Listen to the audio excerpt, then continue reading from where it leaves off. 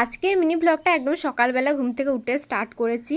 তারপরে ঘুম থেকে উঠে তো চলে গেছিলাম ফ্রেশ হতে, একদম স্নান টান করে এখন চলে এসেছি।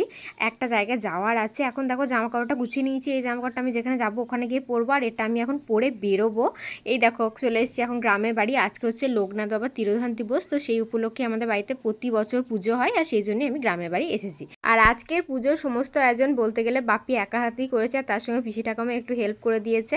আর এখন দেখো পুজোতে বসেও পড়েছে। আর পুজো কমপ্লিট হয়ে যাওয়ার পর সবাইকে পাড়াতে প্রসাদ দিয়ে দিয়েছিলাম, তার জন্য মা এখন প্লেটে প্রসাদগুলো সাজিয়ে দিচ্ছিল। তারপরে এখন আমিও বসে পড়েছি প্রসাদ খাওয়ার জন্য, আর তার সঙ্গে একটু মুড়িও খেয়ে নিয়েছিলাম। তারপরে দুপুরবেলায় আমরা যাব মৎস্য পেতে একটা জায়গায়। এখন দেখো রেডি হয়ে নিয়েছি। আমরা তো ভেবেছিলাম যে হেঁটে হেঁটেই যাবো, কিন্তু বাড়ি থেকে বেরিয়ে পেয়ে গেছিলাম এই ওপেন ভট বইটা, তো সেখানেই চেপে পড়েছিলাম। এখন যাচ্ছি মৎস্য পেতে। আর অবশ্যই মৎস্যপে কিন্তু লোকনাথ বাবা তিরোধান দিবস উপলক্ষেই ছিল। আর তারপরে ওখানে গিয়ে আমি কোনো ব্লগ করিনি, কারণ অনেক নতুন নতুন লোকজন ছিল, তো আমার একটু লজ্জা টজ্জা লাগছিল সেই জন্য।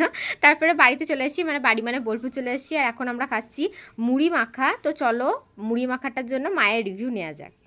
কেমন লাগছে মুড়ি খেতে? দারুণ।